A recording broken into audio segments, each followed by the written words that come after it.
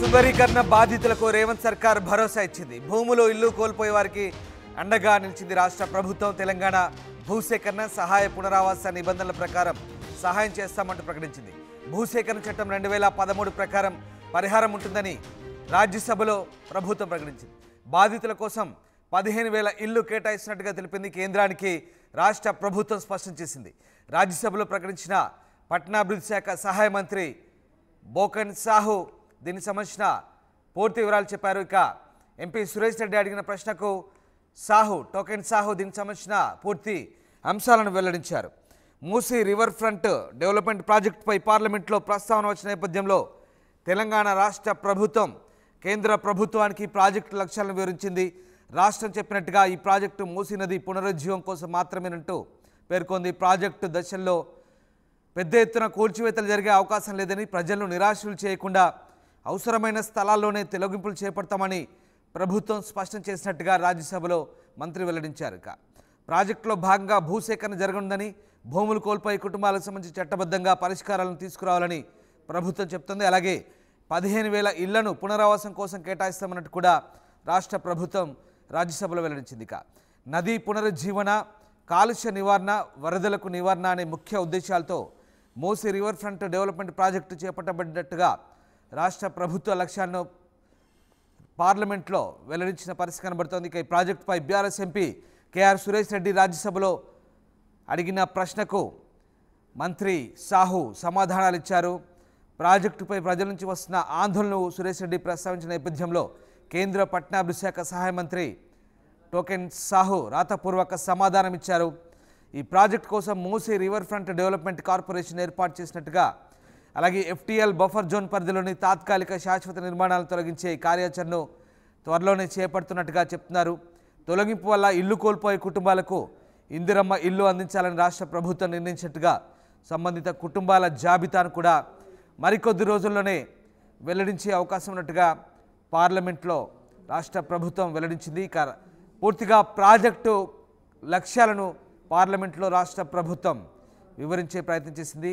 మూసీ నది గర్భంలో ఇప్పటికే 1,600 ఇళ్లు ఉన్నాయని, వీటిలో చాలామందిని ఇప్పటికే తరలించారని, దాదాపుగా 13,000 మంది వరకు ఇల్లు కోల్పోతారని అంచనా వేసినట్టుగా రాష్ట్ర ప్రభుత్వం చెప్తోంది. దీంతో ప్రారంభానికి ముందే సీఎం రేవంత్ రెడ్డితో కూడా చర్చలు జరిగాయని, ప్రాజెక్టు డిపిఆర్ తయారీకి 7.5 సమయం పట్టే అవకాశం ఉన్నట్టు చెప్తోంది. ఇక మొత్తం ప్రాజెక్టు 6 నెలల్లో పూర్తయ్యేలా కార్యాచరణ చేపట్టాలని ప్రభుత్వం నిర్ణయించినట్టుగా ఈ వ్యవహారానికి సంబంధించి పూర్తిగా చెప్తున్న పరిస్థితి కనబడుతుంది. ఎస్, మా కరెస్పాండెంట్ గోపి ఢిల్లీ నుంచి జాయిన్ అవుతున్నారు. గోపి, మూసీ ప్రాజెక్టు సంబంధించి పార్లమెంట్లో ప్రస్తావన వచ్చింది. ఎంపీ సురేష్ రెడ్డి అడిగిన ప్రశ్నకు కేంద్ర మంత్రి సాహు రాతపూర్వక సమాధానం ఇచ్చారు.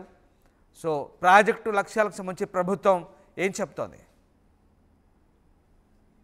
మూసీ సుందరీకరణ పేరుతోటి పెద్ద ఎత్తున కూడా భూసేకరణ పేరుతో బాధితులందరూ కూడా పెరుగుతున్న పరిస్థితి ఉంది. చాలా మంది ఇళ్లను కోల్పోతున్నారు. ప్రభుత్వం దానిపైన ఒక స్పష్టత ఇవ్వట్లేదు. మూసీ సుందరీకరణ బాధితులకు తెలంగాణ ప్రభుత్వం భరోసా ఇస్తుంది. భూములు ఇల్లు కోల్పోయే వారికి రాష్ట్ర ప్రభుత్వం ప్రత్యామ్నాయ ఏర్పాట్లను చేసింది. తెలంగాణ భూసేకరణ సహాయ పునరావాస నిబంధనల ప్రకారం ఈ యొక్క సహాయం అందించనుంది. భూసేకరణ చట్టం 2013 ప్రకారం ప్రతి ఒక్కరికి పరిహారం అందజేస్తామంటూ కూడా తెలంగాణ ప్రభుత్వం ఖచ్చితంగా ఆ విషయం పైన చిత్తశుద్ధితోటి ఉంది. బాధితుల కోసం 15,000 ఇళ్లను కేటాయించడానికి ఇప్పటికే రాష్ట్ర ప్రభుత్వం సిద్ధమైంది.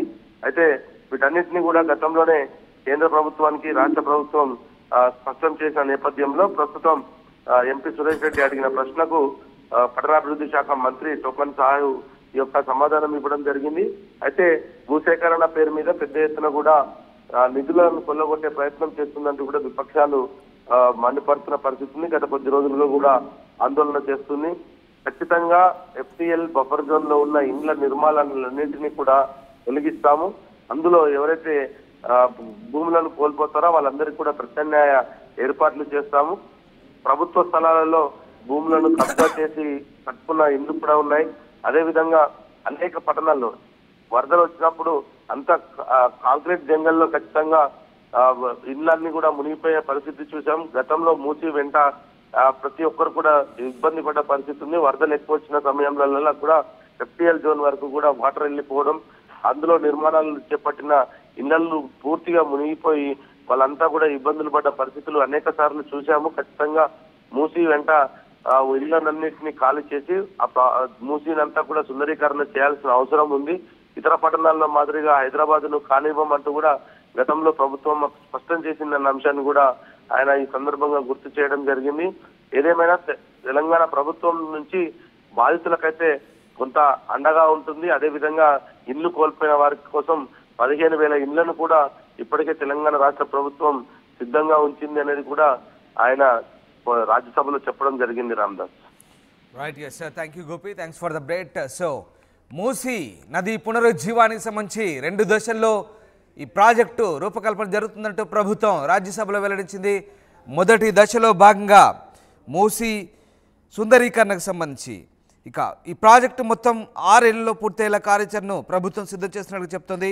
మూసీ పునరుజ్జీవం కోసం మొదటి దశలో రిటైనింగ్ వాల్ నిర్మించడము, నది నీటిని శుద్ధి చేయడం, ఆ మార్గంలో కట్టల సుందరీకరణ చేయాలని రాష్ట్ర ప్రభుత్వం భావిస్తుంది. ఇక రెండవ దశలో భాగంగా బఫర్ జోన్ పరిధిలో 55 కిలోమీటర్ల రహదారులు నిర్మించి రహదారుల పక్కన ఇతర అభివృద్ధి కార్యక్రమాలను చేపట్టే అవకాశం ఉన్నట్టుగా తెలుస్తోంది. సో ఆ రకంగా మూసీ నది గర్భం పూర్తిగా క్లీన్ చేయడము, చుట్టుపక్కల కట్టలు పరిసర ప్రాంతాలను అభివృద్ధి చేయడం, బఫర్ జోన్ అభివృద్ధి, ఇలా 2 దశల్లో 6 సంవత్సరాల్లో మూసీ నది పునరుజ్జీవ ప్రక్రియ ఉండబోతున్నట్టుగా చెప్తోంది. డిపిఆర్ ఏడాదిన్నరలో పూర్తి కాబోతుంది. సో అన్ని అనుకున్నట్టుగా జరిగితే ప్రభుత్వం ఈ ప్రక్రియ అతి త్వరలోనే చేపట్టే అవకాశం ఉంది. అయితే బాధితుల పరిహారానికి సంబంధించి ఎంపీ అడిగిన ప్రశ్నకు మాత్రం కీలక సమాధానం చెప్పింది రాష్ట్ర ప్రభుత్వం. భూసేకరణ చట్టం 2013 ప్రకారం పరిహారం ఇస్తున్నట్టుగా చెప్తోంది.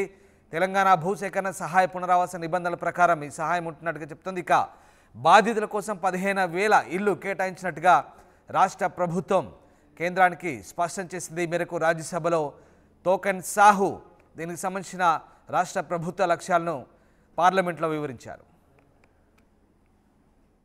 ఆర్టీవీ యాప్ వార్తల్ని క్షణాల్లో చదివే అవకాశం ఉంటుంది. ఒక న్యూస్ పేపర్, ఒక టెలివిజన్ ఛానల్ మీ చేతుల్లో ఎప్పుడూ ఉంటాయి.